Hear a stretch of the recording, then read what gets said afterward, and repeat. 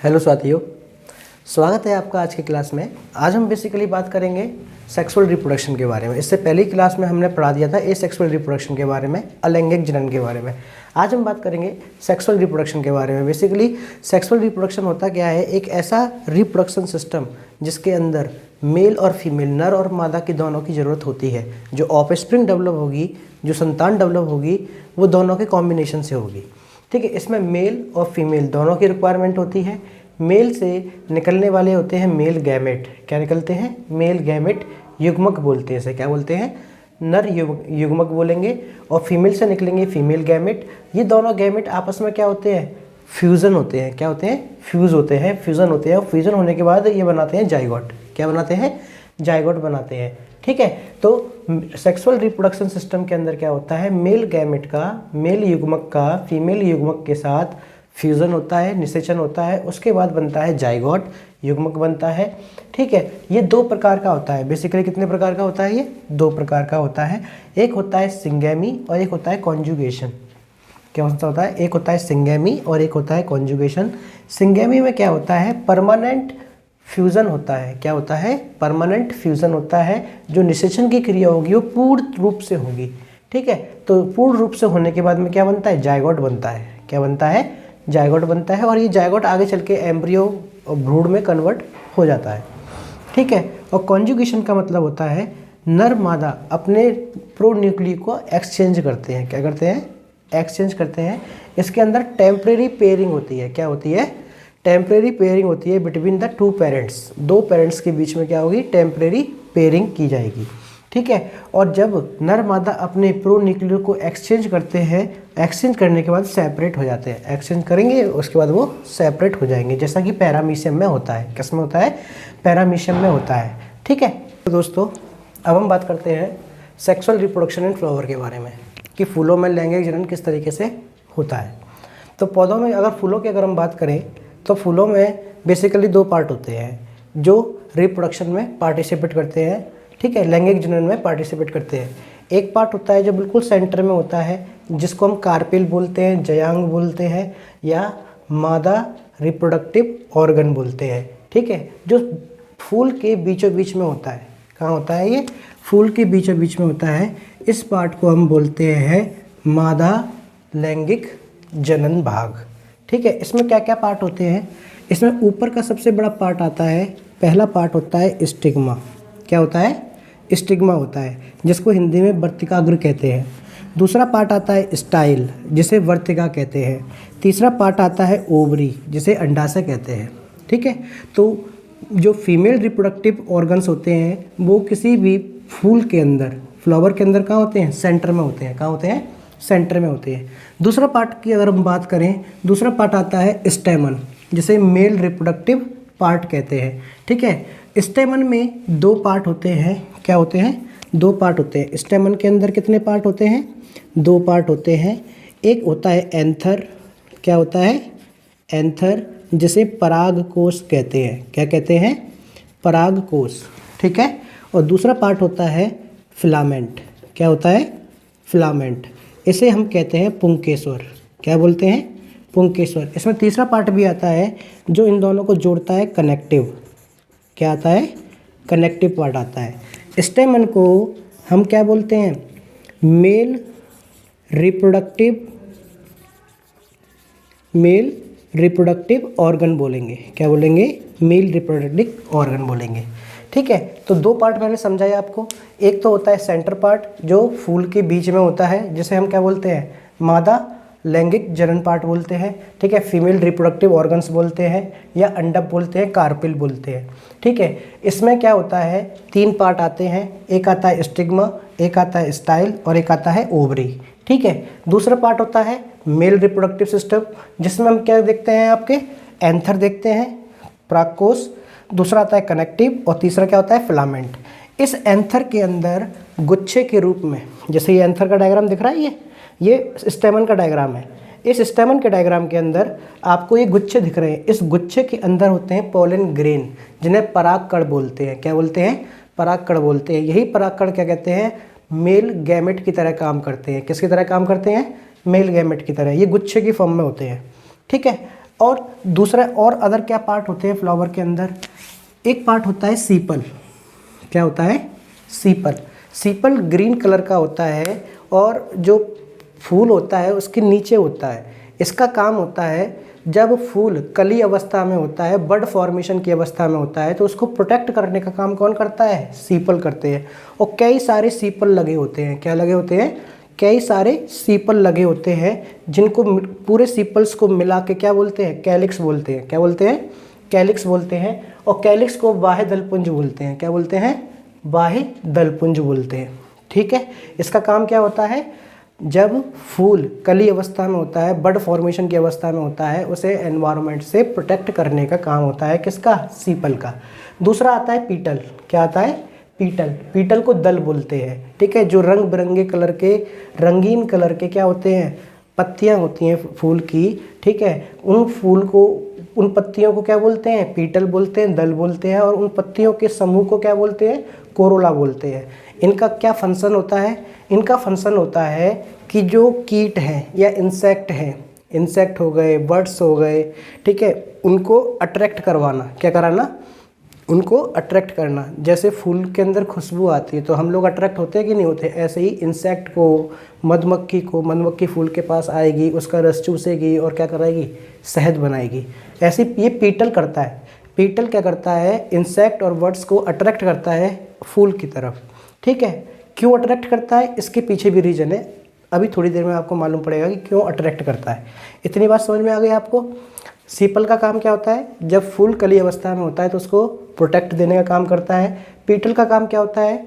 पक्षी, कीटों को आकर्षित करना। किसकी तरफ? फूल की तरफ आकर्षित करना। ठीक है। आई होप ये आपको समझ में आया होगा। एक और पार्ट होता है फ्लावर स्टेम। जब कली अवस्था में निकलता है रूट से, सॉइल से क्या निकलता है? फूल फ्लावर स्टेम, तना बोलते हैं, फूल की तना निकलता है। एक होता है रिसेप्टैकल। क्या होता है? रिसेप्टैकल, जिसके ऊपर पूरे की पूरा फूल का क्या रहता है? वेट रहता है। ठीक है। तो पूरे फूल का वेट कहाँ रहता है? रिसेप्टैकल के पास रहता है, या हम कहें थैलेमस के पास रहता है। थैलेमस को पुष्पासन बोलते हैं। क्या बोलते हैं? पुष्प आसन। ठीक है। पुष्प का आसन क्या होता है? थैलेमस होता है, जहाँ पर फूल क्या होता है? बैठा हुआ होता है। पूरा फूल का जो भार होगा वो किसके पास होता है? थैलेमस के पास होता है। ये भी ग्रीन कलर का होता है। किस कलर का होता है? ग्रीन कलर का होता है। आई होप आपको ये चीज़ समझ में आई होगी। अब हम बात करते हैं पॉलिनेशन के बारे में। पॉलिनेशन क्या होता है? परागन क्या होता है? परागन क्या होता है कि पराग कण का, किसका? पराग कण का पराग कोश से, कहाँ से? पराग कोश से वर्तिकाग्र, कहाँ तक?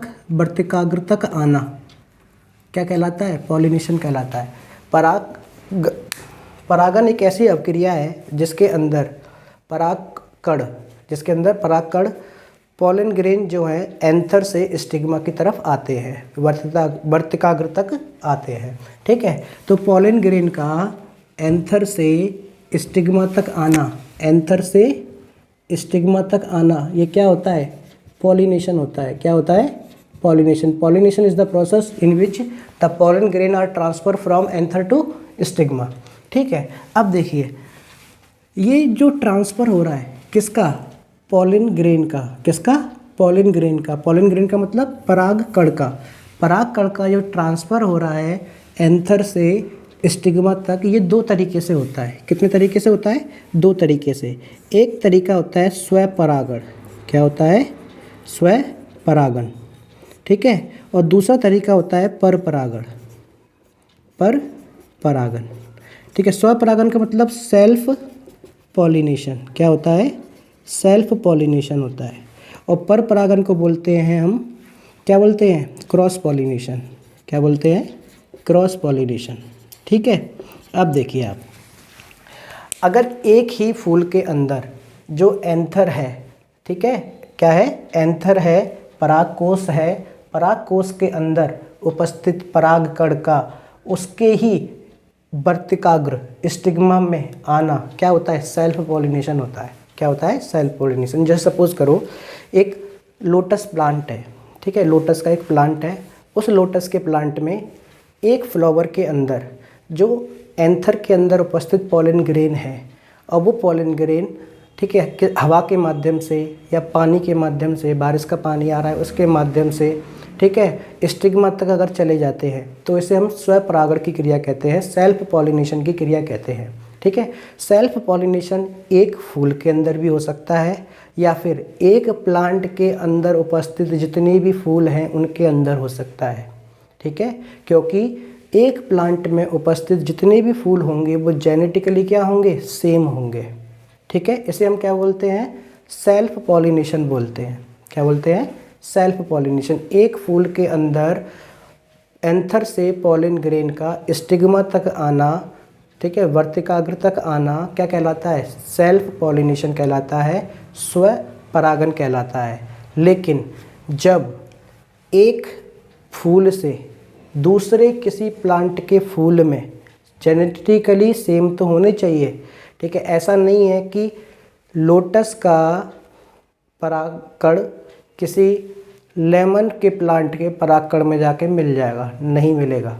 जेनेटिकली दोनों प्लांट सेम होने चाहिए।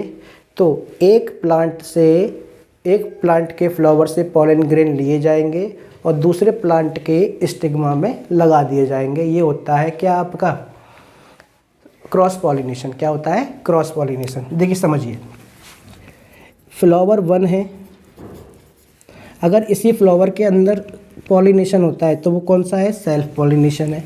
अगर 2 फ्लावर है, फ्लावर 1 फ्लावर 2, ये दोनों क्या है, जेनेटिकली सेम है। जेनेटिकली क्या है, सेम है।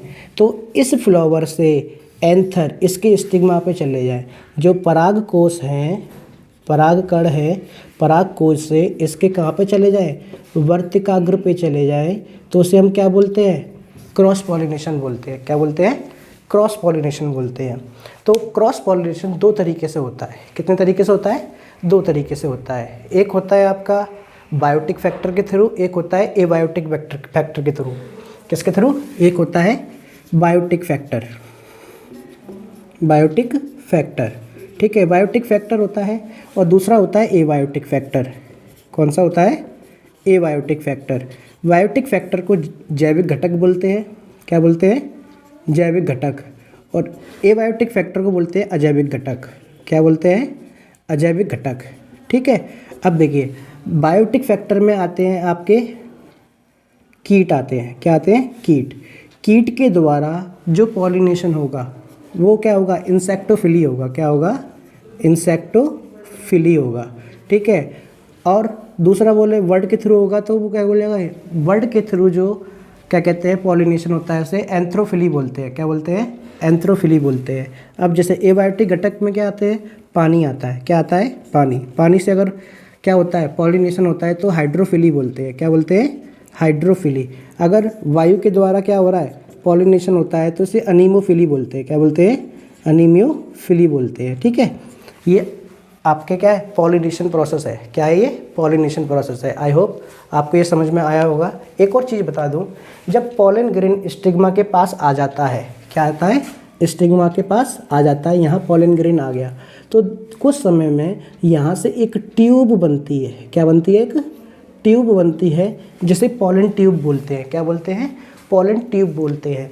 पॉलन ट्यूब की मदद से क्या होता है, आपका जो पॉलन ग्रेन है वो कहाँ पहुँचता है, ओवरी तक पहुँचता है। किसकी हेल्प से पहुँचता है, स्टाइल की हेल्प से पहुँचता है, जिसे क्या बोलते हैं हम, फर्टिलाइजेशन बोलते हैं। क्या बोलते हैं, फर्टिलाइजेशन।